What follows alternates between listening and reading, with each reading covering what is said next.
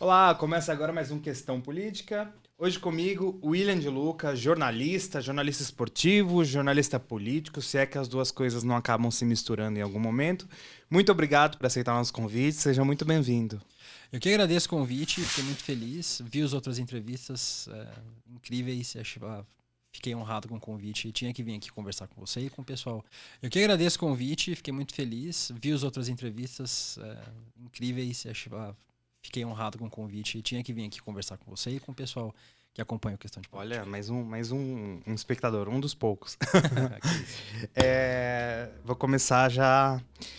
Você é declaradamente gay e você faz futebol. São duas coisas que a gente sabe que não são muito ligadas. O futebol faz questão, inclusive, de separar. A gente tem um jogador, dois, sei lá, profissionalmente, que assumiram a sua preferência, a sua condição sexual. E como é que é para você trabalhar com isso?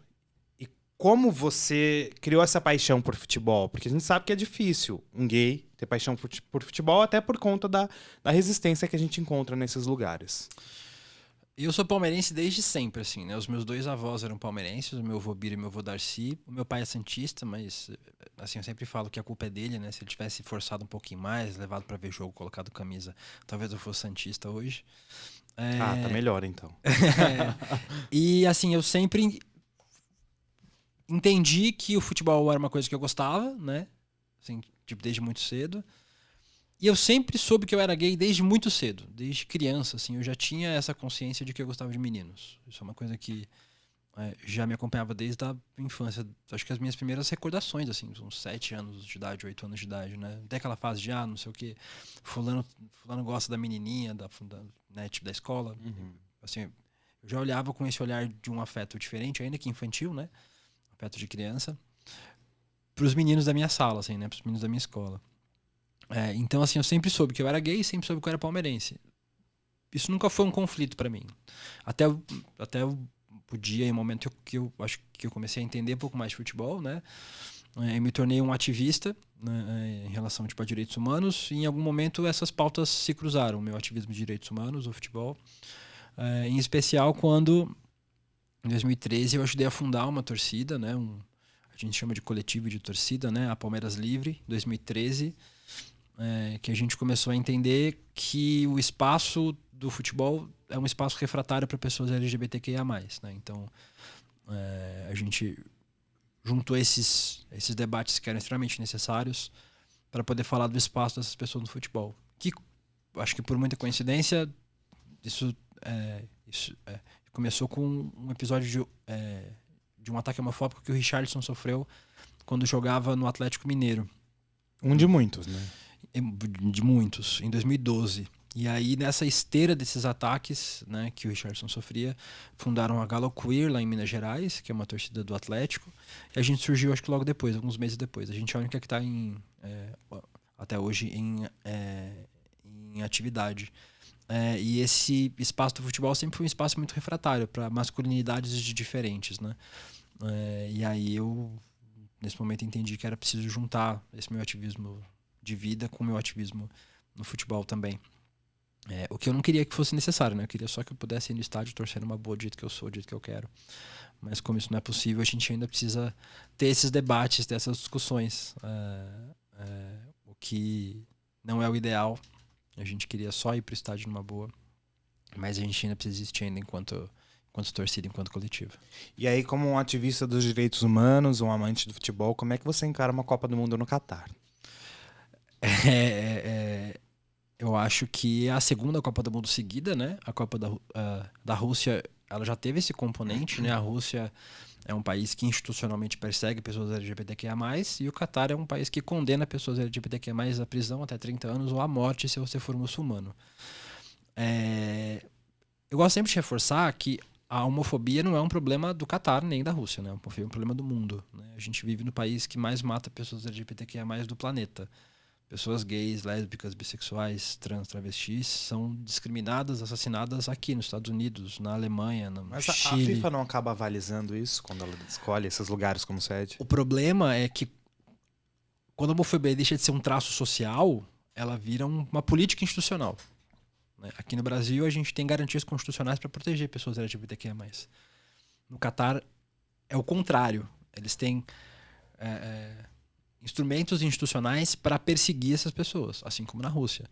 E eu acho que a FIFA só demonstra que ela tem um interesse único, que é ganhar dinheiro. Ela não tem interesse com diversidade, com discutir outros temas. Né? Ela inclusive, censurou esse debate durante a Copa do Mundo. Né? Vários desses capitães de seleções europeias queriam usar a braçadeira da campanha da UEFA, chamada One Love, contra a homofobia no futebol. Proibiram que as pessoas levassem bandeiras LGBT, né, bandeiras do arco-íris para o estádio.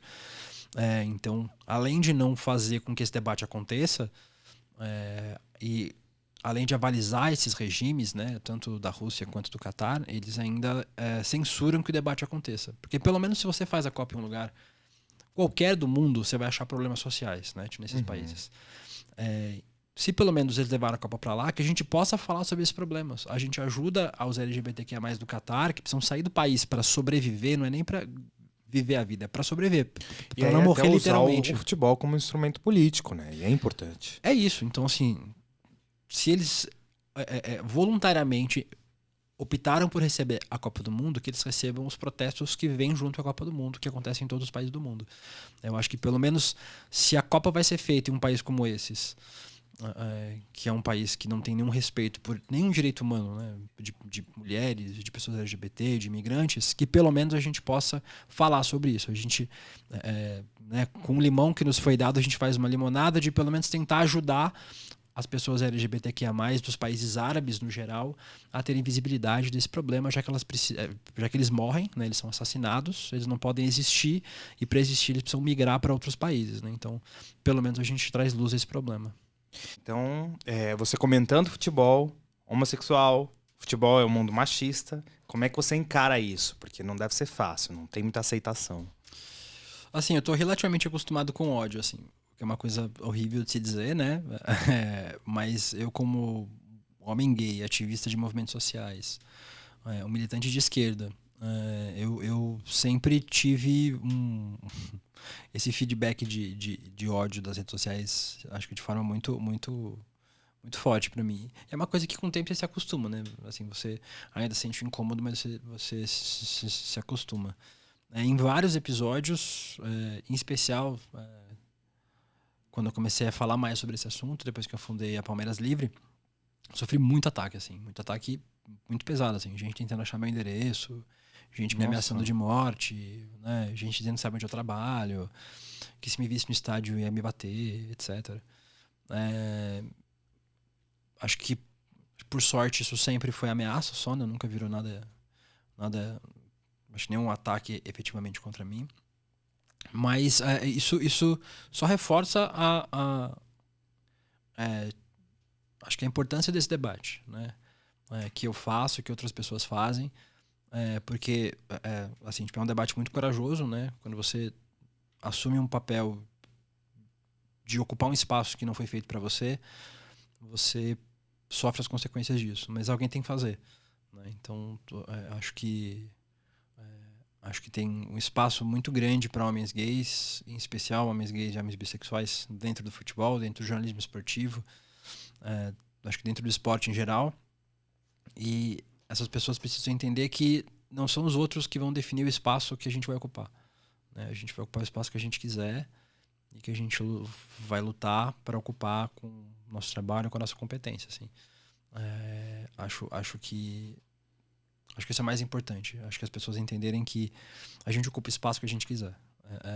E que não são os outros que vão definir se a gente pode estar no futebol, se a gente pode estar no jornalismo esportivo, se a gente pode estar onde a gente quiser. Então, acho que esse é um ponto fundamental. Eu acho que muito menos por escolha, mas por existência, por resistência, você acabou enveredando para lados assim que são muito odiados hoje, que são muito questionados. Eu sou vegano ainda, pra você ter uma ideia. Então, é só hate. Aí é vegano, gosta de futebol, ama futebol, tem essa paixão. E na política, é um cara de esquerda, se posiciona, tem lado. E o que te levou a se posicionar, primeiramente, como jornalista, porque a gente sabe que como jornalista no Brasil não é muito bem aceito que a gente tem um lado. E o que te levou a se posicionar? Eu acho que foi um processo muito simultâneo na minha vida enquanto eu crescia e eu observava o mundo, e na minha formação enquanto jornalista. Acho que eu sou jornalista porque eu observo as coisas e tento entender significado nas coisas, né?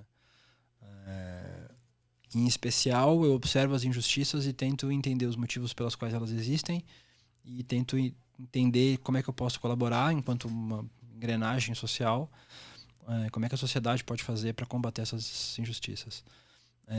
Eu acho que era um caminho natural, assim. Eu acho que eu sempre gostei de contar histórias, sempre gostei de ouvir pessoas, e sempre me incomodei muito com as injustiças que eu via perto de mim. Acho que talvez é cumprir a função social do jornalismo, né? Mas aí eu acho que tem gente que não consegue entender isso como uma função de jornalismo, né?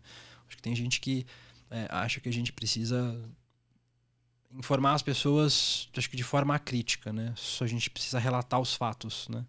E eu acho que essa é uma das funções do jornalismo, né? Mas eu acho que a função primordial do jornalismo é um papel social de construção, né?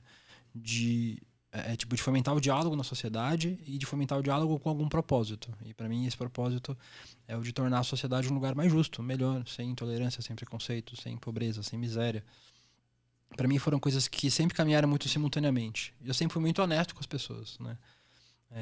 Eu acho engraçado quando as pessoas falam que tem jornalista, o jornalista não pode ter lado. Todo jornalista tem lado, né? Todo mundo tem lado. Todo veículo tem lado. E não ter lado é um lado, né? Uhum. Você dizer que não vota em ninguém, que não se importa com política, isso é um lado. Você está defendendo um lado, ainda que você ache que não. Você acaba assinando embaixo daquele lado que está no poder, quando você não se posiciona. Foi o que Desmond Tutu falou, né? Quando você escolhe não se posicionar em um conflito, você já está escolhendo o lado do opressor. A frase do bispo sul-africano Desmond Tutu. E eu sempre deixei claro para as pessoas quem eu sou, né? Quem eu sou e o que eu penso. E elas me seguem e leem as coisas que eu escrevo, né?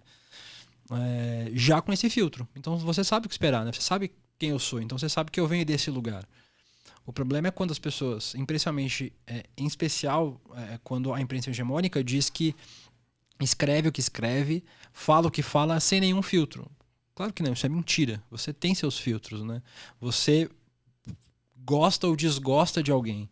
E é impossível você escrever um texto, você fazer um comentário sem que não tenha nenhuma influência do que você é na análise que você faz. Até na escolha das palavras que você faz. Até na escolha dos termos que você faz. Então isso, acho que é uma ilusão que a imprensa criou por muito tempo, de que existe a tal da imparcialidade jornalística que a gente ouviu falar na faculdade, mas que na própria faculdade a gente aprendeu que ela não existia, né? Na própria faculdade a gente tem jornalismo opinativo, que já não é imparcial por si só. Mas assim, todas as escolhas, ainda que não sejam opiniões, elas são, né? Escolher fazer uma pauta é uma escolha. Escolher fazer uma pauta com esse enfoque e não com aquele é uma escolha. Essas escolhas passam pelos filtros de quem a gente é, né? Então, nós somos frutos do sistema onde a gente está inserido, a gente é fruto da construção que a gente tem de vida, e isso tem impacto direto no nosso trabalho enquanto jornalista, né? Então, isso mostra nas escolhas que a gente faz, né? Então eu acho que eu sou mais honesto com as pessoas, e eu já fiz vários trabalhos na minha vida. Eu já escrevi, assim, mesmo que eu não tenha na minha vida toda feito uma carreira longa na imprensa hegemônica, né? Mas eu já escrevi para a Folha de São Paulo, escrevi para o Jornal de Santa Catarina, escrevi lá no Nordeste, lá para a revista Nordeste. Eu já fiz entrevistas com pessoas que eu não admirava, que eu não gostava. Eu fiz textos que eram bons, né? Eu fiz porque ainda que eu tenha acho que uma forma crítica de pensar, isso não me impede de fazer um trabalho que seja bom, que seja jornalístico. Uhum. Mas eu quero que as pessoas saibam quem eu sou, porque elas podem ler o texto que eu escrevi, podem ler as coisas que eu posto, podem ver os vídeos que eu faço com esse filtro, sabendo, olha, assim, ele pensa isso, né? Então, acho que é mais honesto comigo e mais honesto com as pessoas que me seguem. Eu acho que até ajuda a gente, como jornalista, a gente entrevistar pessoas que a gente não gosta, que a gente não compactua, porque a gente consegue esclarecer pontos que são problemas nossos com essas pessoas e talvez de outras pessoas que também não gostem delas, né? A gente consegue dar espaço até para essas pessoas se explicarem, por exemplo. E eu não preciso ter uma admiração por elas, né? Eu ouço as pessoas porque, em algumas vezes, é a minha função. Eu lembro quando eu escrevia para a revista Nordeste, lá em João Pessoa, eu fiz uma matéria sobre descriminalização da maconha. E aí eu ouvi quem é a favor e quem é contra. Então, ainda muito antes do impeachment, foi em 2010, eu acho, 2011, alguma coisa assim. Eu ouvi o Osmar Terra, eu ouvi a Janaína Pascoal, né? Antes deles terem esse protagonismo que eles têm hoje, por exemplo, né? Já sabemos quem deu voz para essas pessoas. Não, mas eles eram muito vocais nessa época já, né? Contra. Uhum. Então, assim, eu ouvi as pessoas, né? Eu liguei para elas, eu enviei e-mails, a gente conversou, a gente trocou ideia, ainda que eu não concordasse.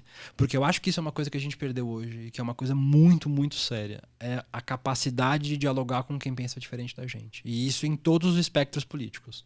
Tem gente de esquerda hoje que não sabe mais conversar com pessoas que não pensem como elas. Acho que as bolhas das redes sociais ajudaram isso, né? Porque o efeito dos algoritmos faz com que a gente só veja coisas que nos agradam, né? Porque a gente, assim, né? A gente fica mais feliz e tem estudos que provam que quando a gente está feliz a gente gasta mais, né? Então, acho que em especial esse efeito Facebook, assim, né? De reforçar o que a gente pensa, reforçar. Eu acho que a gente perdeu a capacidade de conversar com pessoas que pensam diferente da gente, de ouvir essas pessoas. E eu não estou dizendo para ouvir golpista, eu não estou dizendo para ouvir fascista, gente que quer que negros morram, que quer que homossexuais morram. Mas a gente conversar com pessoas que não têm conexão com a verdade, como a gente conversava lá fora. Com essas pessoas a gente não conversa. Mas elas não são as únicas pessoas que pensam diferente da gente, né? Tem uma fatia da sociedade que é extremista hoje, né? Que é uma fatia de extrema direita. E até a gente estava conversando aqui, né? Eu e o Jefferson, antes de começar, né? Sobre essas pessoas que têm essa desconexão com a realidade. Essas pessoas não têm o que fazer, né? Acho que elas precisam ter um acompanhamento médico, né? Precisam ter sei lá, acho que uma política pública de choque para retorno à sociedade, assim. O fato é que é uma sociedade adoecida, né? É isso. Mas eu acho que tem uma fatia das pessoas que só pensa diferente da gente mesmo, né? Que não são esses radicais de extrema-direita, não são esses bolsonaristas golpistas e, em certa medida, terroristas, como a gente viu acontecendo lá em Brasília. São pessoas que só pensam diferente da gente mesmo, né? Eu acho que a doença social que a gente vive chama-se bolsonarismo. E o bolsonarismo, além de radicalizar as pessoas de parte da direita, que eram de direita, viraram de extrema direita, viraram radicais de extrema direita, radicalizou parte da esquerda também, que entendeu que para combater o radicalismo você precisa ser radical também. Eu acho que um dos principais desafios do próximo governo, desse governo Lula, é fazer o que o governo Lula sempre fez de muito bem, conversar, dialogar, né? Tipo, tem gente que acho que nem era nascida na época do governo Lula que está vendo esse programa, que pode não lembrar como foi o governo Lula, mas o governo Lula ele era um governo de reunião, era um governo de assembleia, era um governo de conversar com as pessoas diferentes, né? Isso obviamente também gerou os problemas que a gente conhece do governo, mas eu acredito que a única forma de governar o Brasil é essa, né? Com essa assembleia de diferentes, mas eu acho que é isso que a gente precisa, é voltar a conversar. E eu espero que o bolsonarismo, que esse próximo ano vai ser muito difícil pra gente, acho que né, a gente vai ter ainda muitos desses efeitos nefastos do bolsonarismo ainda com eco na sociedade. Muitos parlamentares eleitos. Mas eu espero que o bolsonarismo, enquanto grupo político, enquanto força política, perca essa capacidade de inviabilizar o debate. Eu acho que o principal desafio que a gente tem enquanto sociedade é retomar o debate. Afastar os extremistas, os intolerantes, os fascistas, porque essas pessoas elas não conversam, né? Assim, você não tem diálogo possível com fascista quer o seu extermínio, você não pode dialogar com alguém que quer você morto. Isso não é uma conversa em pé de igualdade. E eu acho que a gente precisa retomar essa moderação. A gente voltar a conversar. Pensar diferente, mas poder conversar com as pessoas, que é o que a gente fazia, né? Não sei se vocês lembram. A gente tinha Natal, a gente estava em casa no Natal, a gente divertia do nosso pai, do nosso avô, do nosso tio. Eu pensava uma coisa, ele pensava PT, outra. PSDB ali. E ele era tucano, eu era petista, e isso era uma coisa que acontecia, né? Acho que as pessoas esqueceram disso, depois desses 4 anos de bolsonarismo, que a gente ia no bar com amigos, e a gente tinha amigos que pensavam diferente, a gente tinha amigos que eram outra coisa. Algo mais irracional, mas assim, bem irracional, próximo àquelas torcidas que brigam na rua, porque é de um time e outro é do outro, né? É isso, assim, e é uma coisa muito ruim para a sociedade. A gente tá doente enquanto sociedade. Porque uma sociedade que perdeu a capacidade de dialogar com os diferentes, e assim, eu acho que a direita política tem o direito de existir, senão se me tornaria um fascista também, né, que quer extinguir outras formas de pensamento político. Eu quero derrotar quem eu penso diferente politicamente na democracia, nas urnas, no voto, né? Eu quero convencer as pessoas de que o meu projeto político é melhor, de que o meu projeto é mais justo, é mais democrático, nesse campo das ideias, né? Eu quero conversar com as pessoas. E para isso eu preciso conversar com alguém que diverge de mim, para que a gente chegue num consenso e talvez ela concorde comigo em algumas coisas. E se a gente perder essa capacidade, a gente perde a capacidade de fazer política. Política é essencialmente conversar com quem pensa diferente da gente. Se a gente conversar com quem pensa igual com a gente, é um partido político, é uma agremiação, é uma outra coisa. Mas a gente precisa conversar com quem pensa diferente. E o bolsonarismo nos tirou essa capacidade de diálogo com quem pensa diferente. Eu acho que é o nosso principal desafio enquanto sociedade. Acho que até essa tentativa de ganhar o poder no grito, né? Na força. Influencia que as pessoas deixem de dialogar. É isso. Mas assim, não é surpresa, porque o Bolsonaro não é uma pessoa diferente do que ele sempre mostrou, né?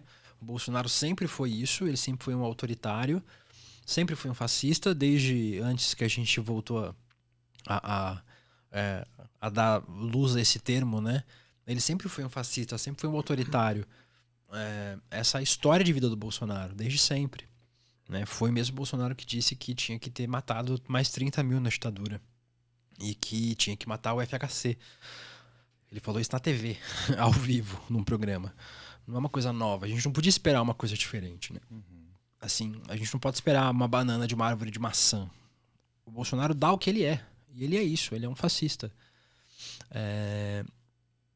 E é um fascista extremamente autoritário, como todo fascista.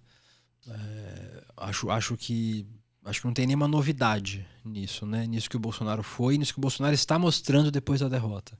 Que é um autoritário, que é um golpista, que é um fascista. Infelizmente, para a nossa sociedade, ele é a principal liderança tipo de direita do país, e é uma liderança de extrema direita. E quando eu vi nessas eleições outras vozes políticas da centro-direita, da direita, como a Simone Tebet, como a Soraya Tronic, eu fiquei feliz. Porque eu falei, cara, olha, tem gente aí, entendeu? Tem que gente... são encaradas pelos extremistas como gente de esquerda, né? Eles não consideram essas pessoas. Para eles, qualquer pessoa que não seja o Bolsonaro é de direita. Assim, o Nunes Marques, eles estão falando que é comunista, né? Qualquer que é petista. Qualquer pessoa que não seja o Bolsonaro vira de esquerda. Porque para eles é esse pensamento binário e intolerante, né? Você só pode ser uma coisa ou outra. Se você não está 100% pensando como eu, você não anda comigo, assim. Ontem, lá em Brasília, enquanto estava rolando aquele... Né, os atos terroristas que os bolsonaristas tentaram jogar o ônibus de uma ponte. Eles jogaram o ônibus da ponte. O ônibus incendiado, e colocaram fogo em carro, atacaram a polícia, né? Atacaram a polícia, jogaram um botijão de gás na rua com risco de explodir. Isso para mim é terrorismo doméstico, isso não tem outro nome. Durante esse fato, eu estava assistindo a cobertura da CNN e foi um advogado bolsonarista que foi preso, inclusive, já com pedido do Dias Toffoli, se não me engano, ou do Lewandowski, por atos antidemocráticos. Esse advogado foi lá conversar com as pessoas que estavam na frente da PF. Ele foi conversar com policiais federais e falaram que o José Acácio Tererê lá, o líder antidemocrático, estava preso, mas que não tinha acontecido nada com ele, estava bem de saúde. Né? Isso, o indígena.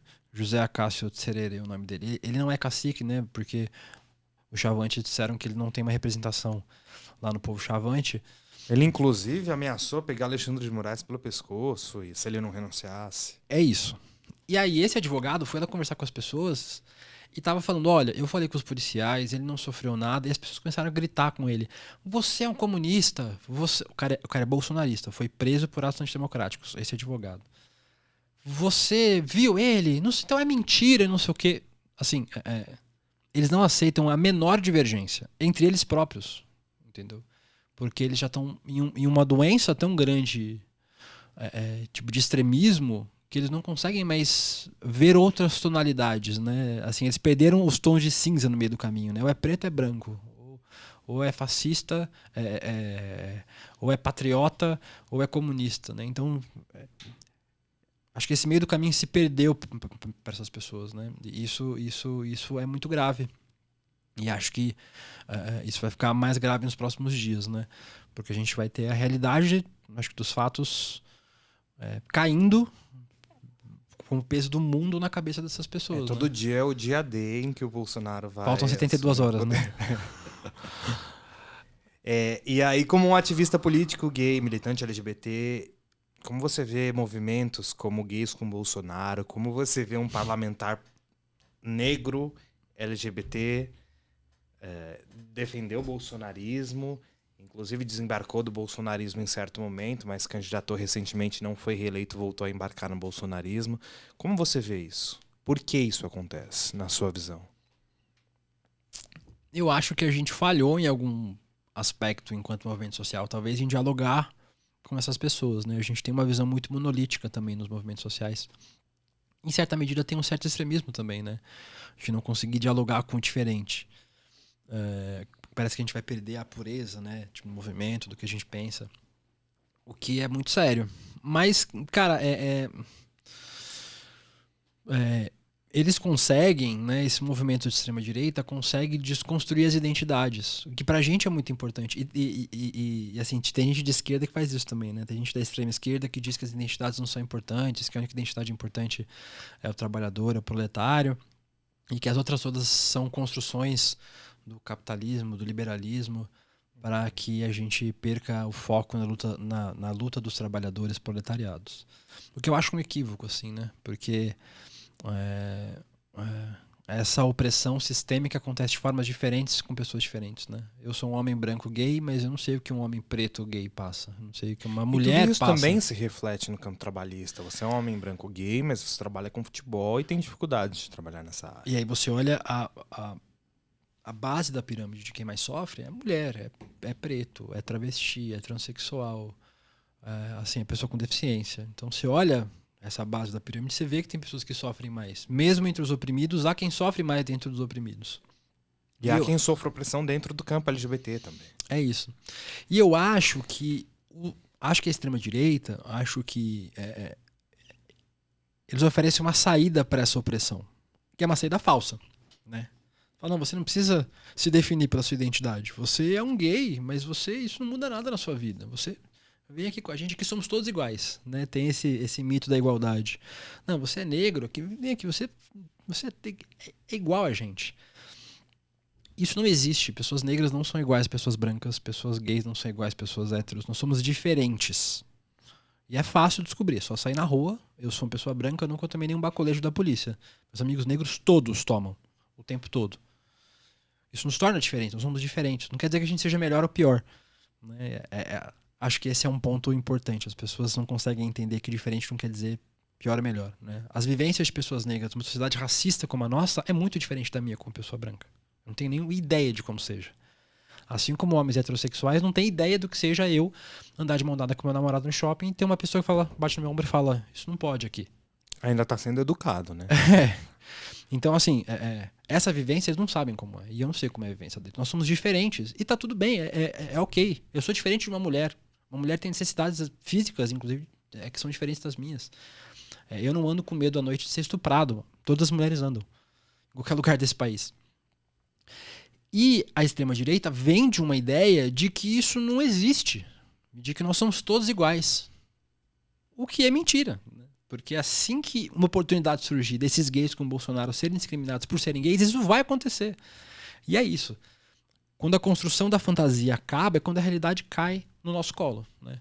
Quando esse sujeito que você citou, que é vereador, tentou ser deputado, mas não conseguiu, quando esse sujeito sofre racismo, ele sofre racismo igual a todas as outras pessoas negras, né? Então, assim, ele não ganhou uma carta de direitos extras porque ele é liberal, porque ele é de direita. Ele vai sofrer igual a todo mundo. Isso nos nivela muito, né? A homofobia, o racismo, o machismo. Essas opressões sistêmicas nos nivelam. E a gente escolhe entender que elas existem e luta para que elas acabem, né? Luta para acabar com os privilégios do homem branco, heterossexual, cisgênero, rico. E a gente só faz isso entendendo que as diferenças existem. Quando elas não existem, você não tem o que combater, né? Então, assim, somos todos iguais. Então, não existe um combate a ser feito. Acho que acho que essa é a principal ilusão que o liberalismo, que a direita vende para essas pessoas de grupos minoritários, é de que eles são iguais. Eles não são, eles são diferentes. Eles sofrem preconceito, sofrem intolerância.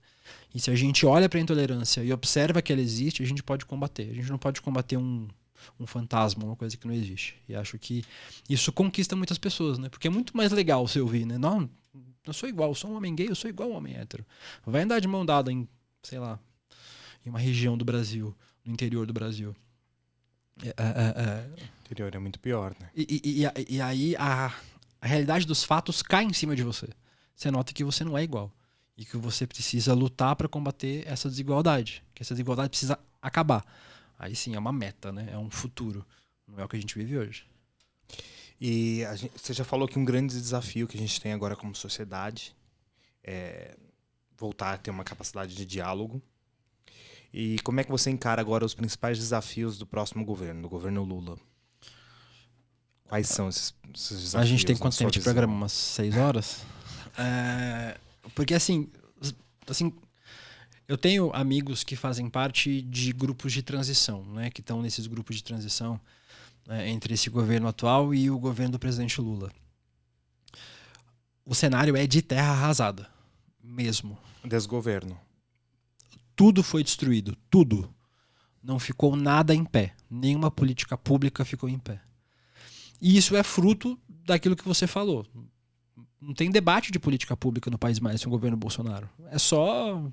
Tá ok, arminha, e não sei o quê, e o comunismo... Jogar pra torcida, né? É isso. Só tem isso. Eles riram que minha imitação foi muito boa do Bolsonaro. Vocês viram? Foi ótimo, Comunismo, arminha, tá ok. Só teve isso por 4 anos. Não teve debate.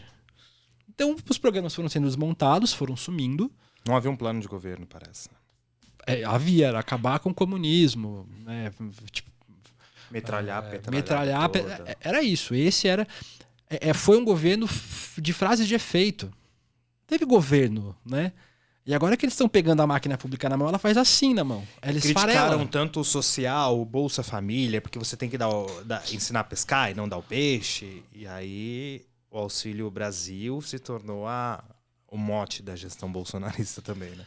Que é uma continuidade do Bolsa Família. Ontem Bolsa Família houve até um aumento do salário mínimo acima da inflação pela primeira vez nos últimos 4 anos. Que ele tinha prometido antes da campanha, inclusive, né? E é por isso que isso aconteceu. Foi uma promessa eleitoreira do Bolsonaro. Assim, eu acompanho, obviamente, as coisas que são mais próximas a mim. Então, eu tenho acompanhado muito a transição tipo de direitos humanos. O Ministério dos Direitos Humanos, né, que no governo Bolsonaro mudou de nome, virou Ministério da Família, da Mulher, etc., da Mulher, a pasta da Damares, gastou 172 milhões de reais com guindastes e compra de bebedouros. Por que a pasta de direitos humanos gastou 172 milhões de reais em guindastes? Ninguém sabe.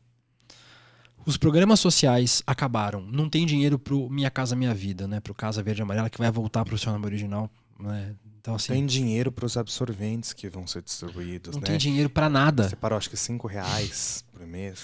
Não tem dinheiro pra nada. Porque não existe e nunca existiu no governo Bolsonaro uma preocupação com o Estado, né? A ideia dele, né, desse núcleo liberal do Paulo Guedes, era acabar com o Estado, e eles conseguiram em certa medida. acabaram com as garantias sociais, com as proteções sociais. Então, se olha pasta por pasta, você vê um desmonte inacreditável. A educação tá aí, eles estão falando sobre educação o tempo todo, né? Não tem dinheiro para pagar as pessoas, não tem bolsa do CAPES, não tem nada. Universidades não vão conseguir se manter. Corte nas universidades federais. O Bolsonaro conseguiu uma das metas dele, que era acabar com o Estado.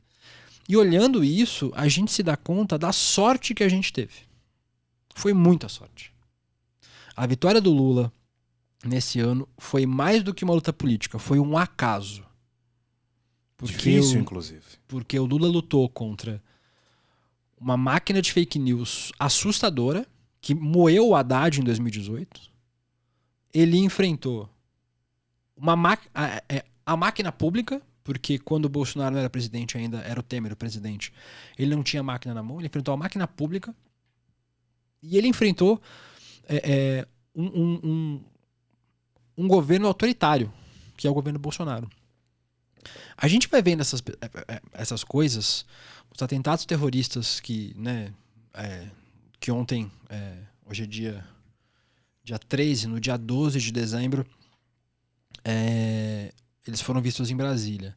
A gente vê as pessoas falando com essa virulência. A gente vê os relatórios que estão sendo feitos dos ministérios e o estado que as pastas estão. Eu fico imaginando como é que a gente ia receber o país daqui 4 anos.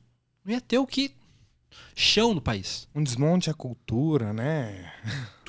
Foi tudo desmontado. Então a gente teve uma sorte muito grande do Lula ser eleito presidente agora.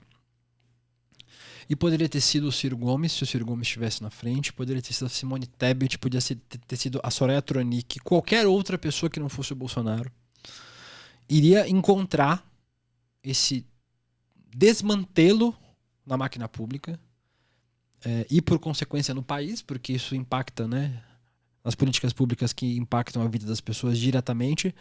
Mas, por sorte, a gente teve o Lula eleito. Ou qualquer pessoa que não fosse o Bolsonaro. Em especial o Lula, porque o Lula é uma pessoa que já governou esse país bem, né, em 2 gestões. Mas hoje ele pega uma terra arrasada. É um outro cenário.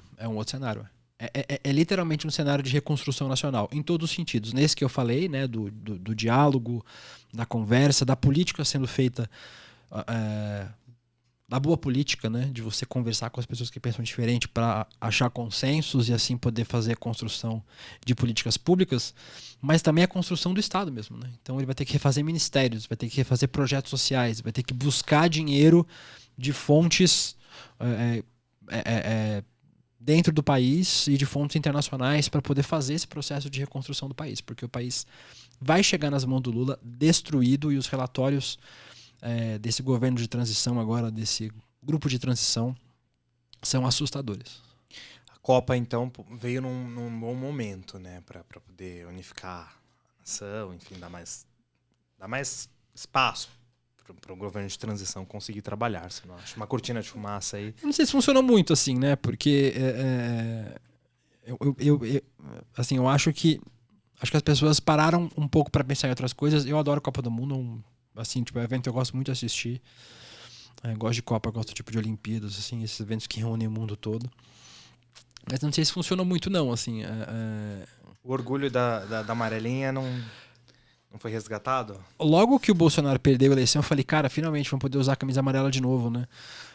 Eu ainda não consegui comprar. Eu tenho uma camisa que eu comprei, tipo da CBF, que é a camisa pré-jogo, que eles usam, que é uma camisa verde e preta, tipo zebra, assim, que ficou bem bonita.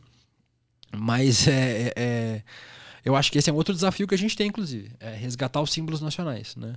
O Brasil não é dos fascistas, o Brasil não é dessa gente, o Brasil é de todos nós. O Brasil é de comunistas, é de socialistas, é de direitistas, é do PSOL, do PP, do PL, do PMN, de todos os partidos, do PT. O país é nosso, de todos os brasileiros. E os brasileiros são diferentes, nós somos um povo multicultural. Né? Nós somos um povo da Umbanda, do Candomblé, do catolicismo, do evangelicismo, do ateísmo. Nós somos de pretos e brancos e indígenas e amarelos, de mulheres e de homens, de heterossexuais, de homossexuais. Nós somos um país de todos. Né? Esse, inclusive, foi o mote dos governos passados, antes do Bolsonaro. O Brasil é um país de todos, e é de todos mesmo. De todo mundo. Todo mundo tem o direito de ser brasileiro, de usar a camisa da seleção, de usar a camisa amarela, de sentir orgulho do país. E eu acho que é uma outra coisa que a gente precisa retomar. É o resgate dos símbolos nacionais, né? Esses ultranacionalistas, né, essa extrema-direita, não só no Brasil, mas no mundo todo, se apodera dos símbolos nacionais. Roubam os símbolos nacionais e ressignificam. A gente precisa ressignificar. Então a gente precisa retomar esses símbolos para a gente e usá-los como símbolo de orgulho, porque eu acho que esse é um outro legado que esses anos de bolsonarismo deixam pra gente, né? Essa desvirtuação dos símbolos nacionais, da bandeira, da camisa da seleção, do hino nacional, né? E eu acho que esse é um outro desafio que a gente tem. Você nos falou há pouco agora que poderia ter sido o Ciro presidente, né? Assim, poderia ter acontecido. Ia pegar uma terra arrasada. Na tua visão, por que a candidatura de Ciro Gomes não consegue se viabilizar? Onde ele erra? E você acha que ele tem chances para daqui a 4 anos? Esse é um corte para ir depois para os grupos ciristas me odiarem. Que eles já me odeiam, alguns deles. Eu acho que o Ciro é uma pessoa muito capacitada, uma pessoa muito inteligente, uma pessoa que tem experiência em gestão. E eu acho que ele era um candidato ideal para o Brasil, inclusive. Mas eu acho que o Ciro se perdeu em algum momento, na mágoa e no rancor. E as pessoas odeiam quando a gente diz isso, né? Que esse é o componente, né? Não, mas é porque ele critica o PT. Eu critico o PT. Né? Mas a questão era o contexto que ele criticava, né? O contexto político que a gente vivia tão polarizado. Então, mas eu não acho que se as críticas forem justas, esse não é o problema. Entendeu? Assim, sabe? Se você faz uma crítica justa, se você faz uma crítica dentro de um espaço possível dela ser feita, eu acho que dá tudo certo. Tem problemas. Ele era um outro candidato. Ele não podia defender o legado do Lula e do PT. Ele tinha que criticar. Ele tinha que apontar os problemas, os erros. Eu acho que... Mas aí a gente tem 2 campanhas, né? Porque em 2018, quando o Lula estava preso e a gente não tinha um líder da esquerda ainda, o Haddad não tinha sido anunciado candidato, ele defendia o legado do Lula e PT. Ele dizia, inclusive, que se ele fosse presidente, o Lula seria solto no dia seguinte. Então, assim... E aí eu acho que é a escalada do rancor e do ressentimento. De 2018 para cá. De 16 para 18 e de 18 para cá. Porque eu acho que ele, em algum momento... por não ter sido escolhido como candidato que ia suceder o lulismo, na verdade, ele acabou entrando nessa espiral de ressentimento. E isso, acho que o resultado das urnas deixou isso claro, né? Como ele saiu muito menor do que ele entrou nas eleições. Tem 2 eleições seguidas, né? Ele não conseguiu o bom desempenho que ele teve em 2018, e eu acho que em parte disso é por isso, porque as falas do Ciro eram muito virulentas, em um mesmo sentido de colocar Lula e Bolsonaro dentro, acho que no mesmo cesto, como se eles fossem a mesma coisa. Isso acho que foi o principal erro do Ciro. Tentar criar um falso paralelo entre o bolsonarismo e qualquer outra coisa. Não existe paralelo com o bolsonarismo. Talvez exista com o nazismo. Mas não existe um paralelo do bolsonarismo com outra força política brasileira. É uma força política de extrema-direita, fascista, autoritária, assassina de indígenas, assassina de brasileiros na pandemia de Covid-19. Não existe comparativo com isso. E para mim a tentativa do Ciro de igualar o Lula e o Bolsonaro, ele fez isso na campanha inteira, inclusive, né? Aquelas tirinhas horrorosas que ele fazia lá do Ciranha e não sei o quê. Ele criou um personagemzinho. Era um pavor aquilo. Esteticamente já era um pavor, mas era um pavor do ponto de vista político mesmo. Porque você coloca o Lula e o Bolsonaro dentro desse mesmo balaio, que eles não são. Você pode criticar o Lula por qualquer coisa que você queira. Você pode criticar o Lula da visão da extrema-direita, tipo da direita ou da esquerda, né? Assim, acho que a direita tem críticas justas ao Lula e acho que a esquerda tem críticas justas ao Lula. Dentro das visões políticas que esses grupos políticos têm. Mas não faz esse tipo de comparação, cara, sabe? Tipo, não chama o Lula de bandido porque você acha que isso vai fazer com que você conquiste votos dos bolsonaristas desiludidos com o Bolsonaro. Porque isso não é justo com o Lula. Isso não é justo com a história do cara, sabe? Faça críticas justas. Diga que os banqueiros enriqueceram no governo dele. É verdade. Tá aí. Tipo, são os números. Os empresários mais ricos ganharam muito dinheiro. Os banqueiros ganharam muito dinheiro. Ele não fez o imposto sobre grandes fortunas que está na Constituição. Não conseguiu regulamentar. Pronto. Assim, tipo, você tem críticas. Tá aí, ó. Críticas que você pode fazer. Que são justas. se você quer apresentar um projeto político diferente do projeto político do Lula e do PT. Mas não faz esse tipo de coisa, sabe? Eu acho que ele nessa espiral dele, do João Santana, que é outra pessoa muito ressentida, que se juntou com ele, criaram acho que o cenário perfeito para ele desaparecer politicamente. Eu acho que o Ciro tem um infelizmente, porque como eu falei, eu acho ele um cara muito preparado. Foi a última, né? Eu espero que seja, porque acho que menor do que ele entrou nessa eleição, acho que ele não consegue sair, assim. O que é uma pena, porque como eu falei, o Ciro é um cara muito capacitado, um cara muito inteligente. Eu só penso que ele deveria não ter sido movido pelo rancor e pelo ódio e pelo ressentimento. Porque agora ele não vai ter votos bolsonaristas, nenhum bolsonarista vai votar nele porque acha que ele é petista, que ele é de esquerda.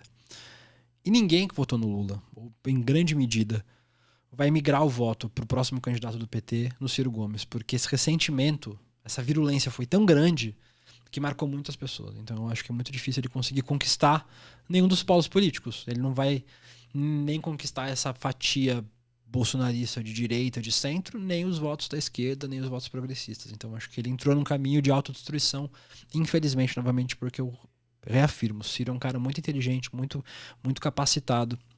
E eu queria muito que ele tivesse um espaço dentro da política brasileira, longe desse rancor e desse ressentimento. Eu espero que ele faça uma auto-reflexão e que ele volte maior dessas eleições, porque bem como outras figuras que também tiveram esse mesmo comportamento em eleições passadas, ele possa voltar para essas eleições, para as próximas eleições, para ser candidato ao que ele quiser, mas acho que de forma mais justa com a história dele do que ele foi em 2022. E eu sei que é muito cedo, o Lula nem assumiu, mas o Lula já deixou claro que não pretende se recandidatar ao próximo mandato, até pela idade. Você não acha que está na hora da esquerda começar a trabalhar um candidato? Você acha que a esquerda já começou a trabalhar esse candidato? E se já começou, quem é? Eu concordo com você que é muito cedo. Eu acho que tem grandes nomes, assim. Mas é que a sombra do bolsonarismo tá aí. Mas assim, eu acho que a gente tem grandes nomes, assim. Acho que o presidente Lula pode ser convencido a ter mais um mandato também, o que eu acho que é uma possibilidade. Mas a gente tem outros nomes, né? A gente tem o Rui Costa, que vai ser agora ministro, que foi um grande governador da Bahia. A gente tem o Fernando Haddad, que fez uma eleição muito dura aqui em São Paulo, né? Ele perdeu em 2018, perdeu agora, mas ele... Mas é alguém que não consegue vencer eleições mais, né? É que eu acho que a gente tem que olhar os cenários, né? Os cenários de cada eleição. Acho que cada eleição tem um corte diferente, tem um olhar diferente, né? Eu acho que como ele é ministro da Fazenda agora, pode ter um destaque que ele não teve como ministro da Educação e nem como prefeito de São Paulo. Infelizmente, porque foi um excelente ministro, diga-se de passagem. Isso. Mas eu acho que ele pode ter uma outra construção de carreira agora, né? A gente tem o Boulos, o Guilherme Boulos, que foi candidato a deputado federal, muito bem eleito. Provavelmente vai ser candidato a prefeito de São Paulo daqui 2 anos. Vai disputar com o Ricardo Nunes, que já prometeu passagem gratuita para toda a população. Com o apoio do PT, né? Então eu acho que é uma construção que foi feita nessas eleições pensando em 2024. Então acho que o Boulos é um nome que também... né, acho que se ele conseguir vencer as resistências internas do pessoal, né? Que tem umas resistências com composição política e tal. Acho que é um nome muito bom também. Você não vê o Boulos figurando assim uma troca de partido? Pro PT? Eu acho que por sobrevivência política talvez seja o caminho que ele possa ter. Como o Freixo teve no Rio de Janeiro, né? Quando ele trocou o pessoal pelo PSB, como o prefeito, o Clécio, prefeito de Macapá, também ele trocou o pessoal pela rede. Então eu acho que é um movimento político de que quem quer ser prefeito e governador faz... porque o pessoal tem essas resistências internas a fazer composição, né, com o centro, com a centro-direita, o que outros partidos acabam fazendo, os partidos da centro-esquerda acabam fazendo. Então, acho que o Boulos talvez seja um caminho, se ele quer ser prefeito de São Paulo, acho que seja um caminho para ele. Daí também seria ruim para ele, né, se candidatar a prefeito, sei lá, de repente ganhar, ficar 2 anos e renunciar para se candidatar à presidência da República. Assim, acho que tudo é relativo em relação a isso, né? Eu acho que o exemplo do Dória é um bom exemplo, né? Dória 2 anos prefeito, 2 anos governador. Que não foram bem sucedidos quando fizeram isso. Foi só o Dória, o Alckmin fez isso já. Mas acho que para governador ele foi bem sucedido, né? Ele foi 2 anos prefeito, 2 anos governador, mas pro azar dele ele é muito ruim, né? O Dória politicamente, ainda bem que se aposentou. Então ele fez uma péssima prefeitura. Algo a gente tem que reconhecer, que é a vacina, né? Se a gente teve vacina nesse país foi graças ao Dória e o enfrentamento dele ali no Bolsonaro. Claro que foi eleitoreiro, mas... E ele ter destruído o PSDB também. Acho que é um outro fator positivo que o Dória deixou como legado. Acho que a vacina... Eu tenho um problema em atribuir ao Dória esse protagonismo em relação à vacina, porque, como você mesmo disse, eu acho que a escolha do Dória foi eleitoreira. Foi para criar Ele ainda tinha pretensões de ser candidato a presidente, né? A gente precisa lembrar disso. O Dória, naquela época, era pré-candidato. Era um pré-candidato à presidência. E o Dória, quando assumiu o governo de São Paulo, a primeira coisa que ele tentou fazer foi vender o Butantan. Né? Joguem no Google aí, vocês não acreditam em mim, não precisa acreditar não. Joguem no Google aí, Dória, privatização Butantan, que vocês vão encontrar. Será que vão acreditar no Google? Tem várias fontes. Inclusive fontes bolsonaristas, né? Já que o Dória também era oposição ao próprio bolsonarismo. Ele queria vender o Butantan. Então, se o interesse do Dória fosse na saúde pública, ele teria fortalecido o Butantan. Mas aí, quando ele viu que politicamente seria... Para nossa sorte, né? Teve essa guerra entre Bolsonaro e Dória, e o Dória comprou esse lado da ciência, esse lado... A gente precisa lembrar do Bolsodória, precisa lembrar que o Dória era um apoiador fanático do Bolsonaro nas eleições tipo de 2018, para ganhar voto, obviamente, mas ele não era nunca foi e não será um progressista. O que é pior, que eu acho que quando você apoia um sistema que o Bolsonaro defende, você tem conhecimento político, conhecimento, enfim, você é estudado, é pior ainda, né? Mas aí a gente entra nesse ponto. O Dória fez o que fez porque ele queria criar um contraponto ao Bolsonaro. Ele usou o bolsonarismo quando era útil, né? Como uma estrela do antipetismo em 2018, mas aí quando o bolsonarismo não foi mais útil, ele viu que ele precisava se construir como uma alternativa ao bolsonarismo, ele criou, né, dentro desse, para nossa sorte, né, essa briga entre eles gerou pra gente esse efeito positivo da vacina, mas mostra que o Dória não ele era só mais um hipócrita, né? Ele era só mais uma pessoa que queria se usar dos sistemas para poder ganhar influência, etc. Mas ele viu que não seria tão fácil assim, por isso ele abandonou a carreira política. Para nossa sorte. O Sérgio Moro vem forte aí para daqui a 4 anos, porque é senador da República eleito, certamente vai tentar. Eu queria que o Sérgio Moro fosse forte para a cadeia, mas acho que isso não vai acontecer. Eu acho que existe um risco do bolsonarismo abandonar o Bolsonaro, né? A gente viu um movimento parecido nos Estados Unidos, né? Quando o Trump deixou a presidência, quem se fortaleceu foi o governador da Flórida, o DeSantis, que é mais extrema-direita do que o próprio Trump, inclusive. O que é um risco maior para os Estados Unidos, ter o DeSantis presidente do que o Trump presidente.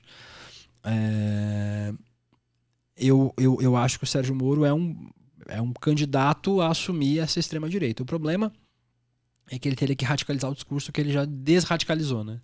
Então ele foi ministro do Bolsonaro, saiu do bolsonarismo, virou oposição. Aí, por conta do antipetismo, para navegar no antipetismo, para tentar votos para se eleger, ele voltou ao lado do Bolsonaro, né? Ele se humilhou ao lado do Bolsonaro, se rebaixou ao lado dali na entrevista, né? Uma vergonha. Assim, uma vergonha para uma biografia que já é vergonhosa, que é a biografia tipo do Sérgio Moro. Alguém que se diz contra a corrupção, que diz que teve corrupção no governo Bolsonaro, mas apoiou agora a eleição do Bolsonaro. Então, assim, o inimigo não é a corrupção. E aí agora, logo depois das eleições, o PL lá do Paraná pediu que o TSE cassasse o diploma do Moro, que o Moro não fosse diplomado e não fosse senador, em detrimento ao candidato que foi derrotado lá, que era do Republicanos. Então, assim, eu acho que o Moro precisa acho que se encontrar dentro desse, né, acho que desse debate político da direita, mas eu acho difícil ele conquistar esse voto bolsonarista como uma liderança, como foi o Bolsonaro, carismática como é o Bolsonaro, né? O Bolsonaro é muito populista, muito carismático. Dentro desse espectro da extrema-direita, Eu acho difícil ele conseguir se firmar. Eu ainda... eu acho que eu apostaria mais num dos filhos do Bolsonaro. O Flávio, o Eduardo, talvez. O Michele, aí ouvi falar, né? Eu acho... eu acho um pouco mais difícil também. Mas eu acho que um dos filhos dele... Acho que talvez fosse um sucessor, caso ele esteja fora do jogo. O Bolsonaro. Acho que é mais um negócio hereditário, assim. Acho que o bolsonarismo não acredita em ninguém, né? Em especial, né, esse núcleo duro do bolsonarismo acha que todo mundo é inimigo, todo mundo vai trair, todo mundo é traidor. Então eles não confiam em ninguém que não seja da família. É um negócio meio de máfia, assim mesmo. É um clã, né? E aí eu acho... Eu aposto mais que um dos filhos do Bolsonaro assuma esse papel, caso ele esteja fora do jogo. E... aí, vamos supor que, sei lá, próxima eleição, a esquerda não tem um candidato forte, a direita aí flerte com Moro, Bolsonaro. Você acha que o bolsonarismo pode ser derrubado num contexto político e aí a gente pode surgir algum outro movimento, ao longo desses 4 anos agora, um movimento mais forte até que o bolsonarismo, que o lulismo, algum movimento que consiga se viabilizar de fato como uma terceira via que tentou ser construída nessas eleições, mas também não teve força? Eu acho muito difícil. Olhando a história do país mesmo, olhando a nossa história desde a redemocratização, a gente nunca teve uma terceira via com viabilidade política. Talvez a Marina Silva foi que chegou mais perto disso lá em 2010. 10 ou 14? 14. Aquela onda verde, né? Isso, eu acho que foi o que a gente chegou mais perto disso, assim. Não, em 10 ela foi cantada pelo PV, não foi? Aí em 14 foi pela... Foi em 10, foi em 2010 rede. que ela teve mais força, porque foi a onda verde, ela era do Partido Verde. É isso, tá certo. Inclusive, Marina foi a primeira a bombar nas redes, ela bombou no Twitter, por isso ela teve grandes votos. Isso, e aí assim, eu penso que seja muito difícil a gente viabilizar um processo desse em tão pouco tempo. E eu não vejo quem é essa pessoa, né? Acho que essa pessoa não existe. Você olha dentro do que a centro-direita oferece e você não vê um nome, assim. Eu apostaria numa viabilidade política talvez da Simone Tebet. Simone Tebet inteligente, carismática, articulada. Acho que é uma pessoa de coragem de falar as coisas, né? Uma pessoa que é corajosa e acho que principalmente de assumir posições quando essas posições não são tão confortáveis assim. Como apoiar o Lula foi uma posição que não foi fácil de fazer, né? Estando dentro do MDB. Então eu acho que apostaria na Simone Tebet como uma figura que teria esse potencial de ser uma liderança de centro-direita, por ser inteligente e articulada. Mesmo que eu não concorde com ela, acho que do ponto de vista político, eu acho que ela é uma pessoa que tem esse potencial, assim. Mas eu não consigo ver no que existe hoje, e assim, obviamente a história é muito dinâmica, né? A gente não sabe o que vai acontecer amanhã, especialmente no Brasil, mas eu acho que eu não consigo ver uma outra liderança que tenha esse potencial. Não sei nem se ela tem, mas eu acho que ela pode fazer essa construção. O problema é que ela tem essa possibilidade de entrar no governo Lula, né? Porque tem pessoas que, inclusive, são contra a entrada dela no governo porque acham que ela vai se construir no governo, como o Sérgio Moro fez no governo Bolsonaro, depois sair e ser oposição. Mas o MDB, certamente, grande parte do MDB vai fazer parte do governo Lula. Então eu acho que ela teria que encontrar também outra legenda, outro espaço para militar como uma oposição de terceira via. Eu não acho que seja viável agora, nesse momento. E agora vamos falar um pouquinho do seu podcast, que foi importante, um instrumento importante, famoso, no armário do vestiário. O que esse podcast representa para você? Como surgiu a ideia desse podcast? Como isso se viabilizou? Esse podcast surgiu via convite. Eu fui convidado pela produtora que fez o podcast, pela Feel the Match, que inclusive vou mandar um beijo pro Bruno, que é o diretor lá da Feel the Match. E aí eles já tinham, acho que um debate de onde é que ele ia ser divulgado, né? Qual empresa ia coproduzir o podcast. E já tinha uma conversa na Globo de realizar um podcast sobre isso. A Joana de Assis, que é a outra jornalista que faz o podcast comigo, que fez o podcast, a gente vai ter só uma temporada, foi essa que teve nesse ano. Não tem mais? Não. É a única temporada. É um filho único. Poxa, Globo. Não, mas acho que a gente cumpriu o papel dentro dentro do que a gente tinha feito como projeto. E aí eu fui convidado para ser um dos apresentadores e a Joana também. A Joana já tinha um trabalho sobre isso, né? Então a Joana emprestou para o podcast a apuração que ela já tinha, as fontes que ela já tinha em relação ao tema. E eu acho que eu trouxe um pouco dessa vivência de um homem gay no futebol, né? Já que o podcast fala mais especificamente sobre homofobia dentro do futebol, contra homens gays, né? Contra homens gays e contra bissexuais. Eu acho que eu trouxe um pouco dessa vivência, dessa minha visão mais prática, né? Mais de vida. E a Joana trouxe a história dela como jornalista, que é uma grande jornalista esportiva para tratar temas sociais, né? Então, assim, ela fala muito bem sobre futebol, ela entende muito de futebol, mas ela também traz temas sociais para dentro do jornalismo esportivo, que é muito importante. Então, eu acho que foi uma junção boa entre duas pessoas que têm essas pautas como pautas muito caras, né? Com pautas muito importantes para a vida. E eu acho que é um projeto histórico para minha vida, assim. Acho que a gente fez história em vários momentos. A gente não tinha a ideia de tirar ninguém do armário, né? Tipo, essa não era um projeto do podcast, né? A gente queria só falar sobre o assunto, queria só trazer luz ao tema. Tanto que acho que na entrevista mais célebre, né, desse podcast, com o Richarlison, não é o Richarlison da seleção brasileira de hoje, viu, gente? Aos novinhos que confundem o tempo todo. É o Richarlison, é o ex-jogador de futebol, hoje comentarista da Globo. A gente chegou para conversar e lá uma salinha bem pequenininha da Globo, assim, lá de podcast. Acho que é um quarto dessa sala, bem pequenininha, assim. E a gente começou conversando com o Richarlison, tipo, deixando claro para ele que a gente não ia perguntar nada sobre a sexualidade dele, porque isso não era importante pra gente, né? A gente ia falar sobre ele ser um homem que nunca falou sobre sua sexualidade e ainda assim sofreu homofobia a carreira inteira por não... Que nem precisa também, né? As pessoas não precisam deixar isso público. É importante, claro, levantar bandeiras, mas você não precisa se sentir forçado a isso. Isso não é uma obrigação, né? Exatamente. E aí a gente queria falar só sobre esse lugar de homem que nunca falou sobre sua sexualidade, mas que sofreu homofobia por não cumprir o estereótipo. E durante a conversa, isso acho que é uma coisa que eu e a Joana a gente soube construir bem, eu, a Joana e também a técnica e a produção, de criar um ambiente de respeito e acolhimento, assim. Então, se vocês ouvirem o 10º episódio, a entrevista na íntegra com o Richardson. Se vocês ouvirem, vocês vão ver, né, como é que essa entrevista se desenrolou, assim. A gente perguntou para ele sobre como é ter crescido dentro do futebol e vivido sofrendo homofobia, e aí em algum momento ele falou, a Joana como uma mulher hétero, o William como homem gay e eu como homem bissexual. E ele falou sem a gente ter perguntado, assim. Isso tudo aconteceu, acho, de uma forma muito... Inclusive, esse não devia nem ser o fator de principal importância da entrevista, né? Então, mas não era, né? Mas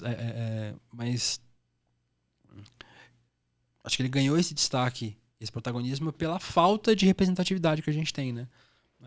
Ter homens gays dentro desses espaços, ter homens gays em espaços onde a gente não devia existir é importante para que as pessoas mais jovens vejam que é possível ser o que elas quiserem, né?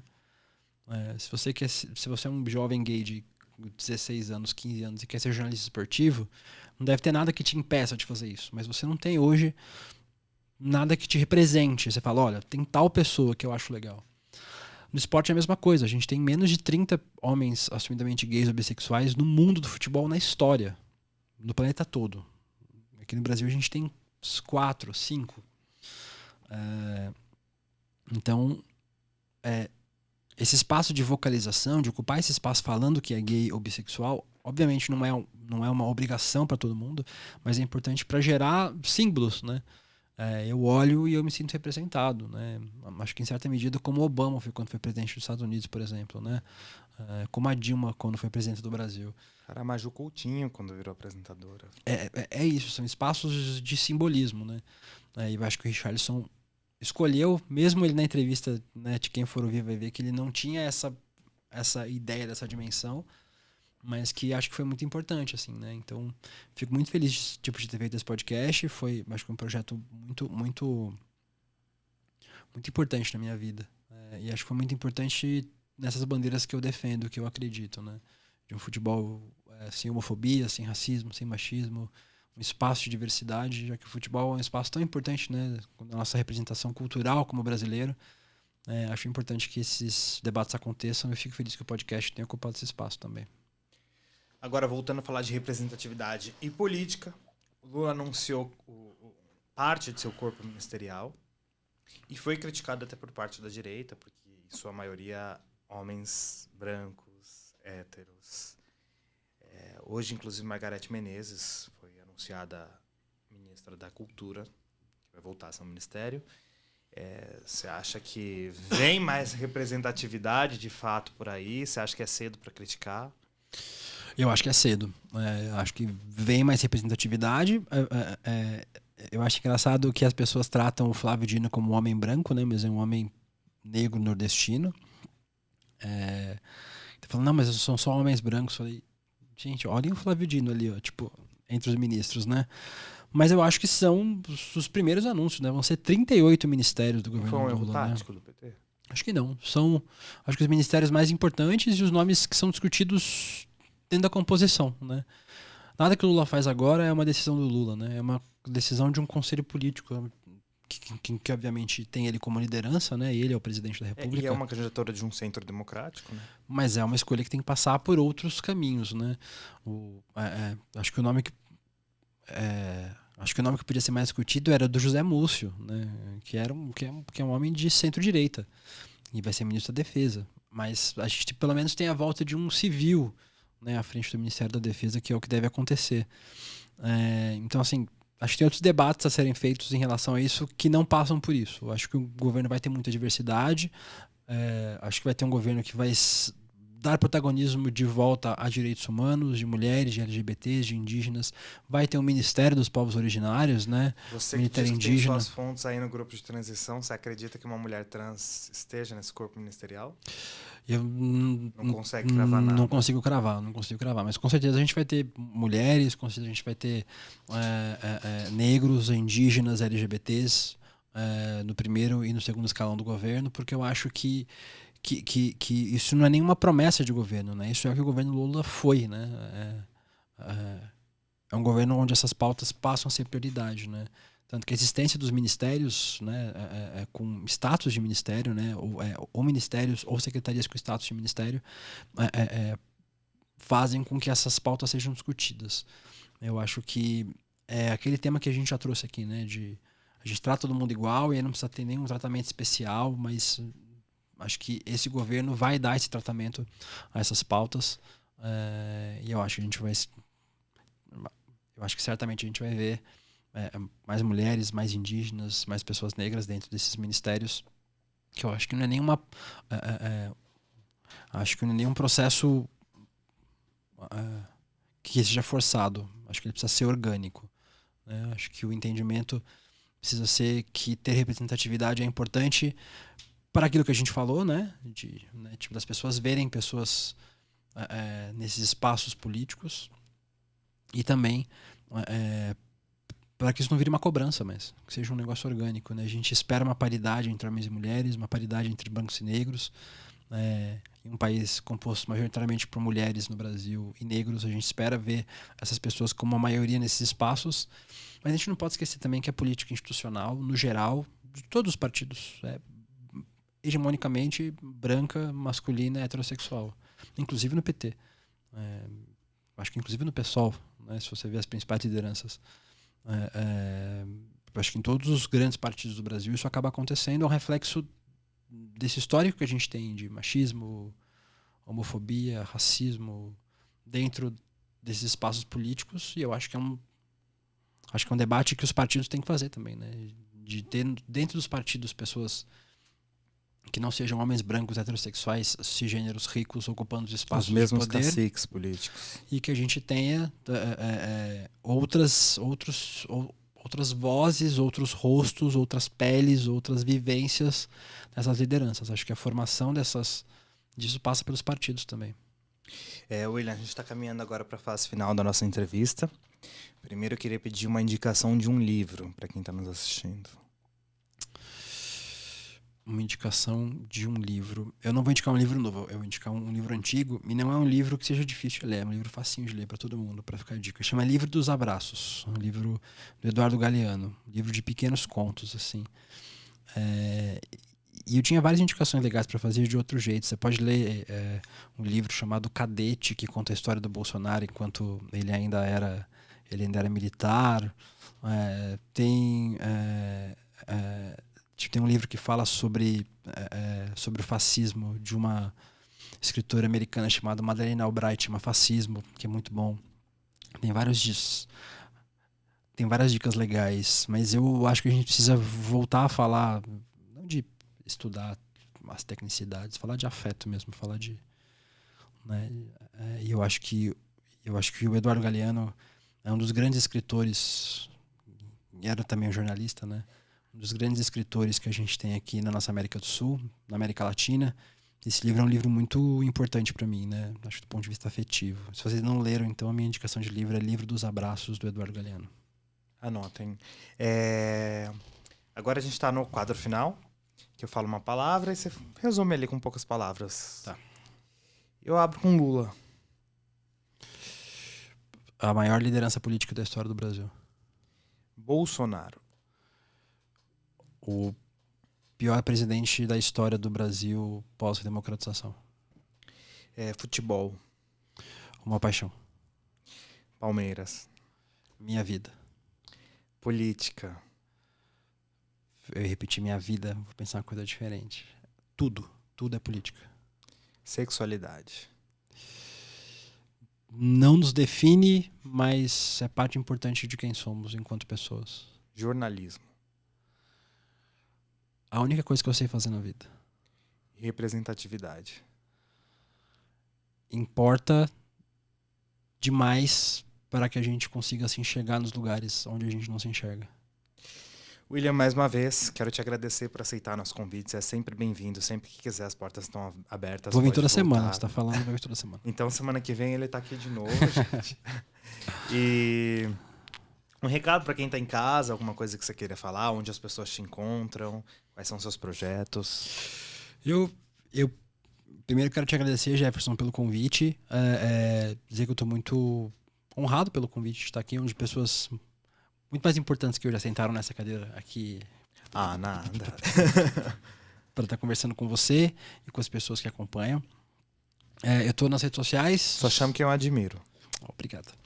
Eu estou nas redes sociais no @Deluca, no Twitter, no @DelucaWilliam, no TikTok e no Instagram.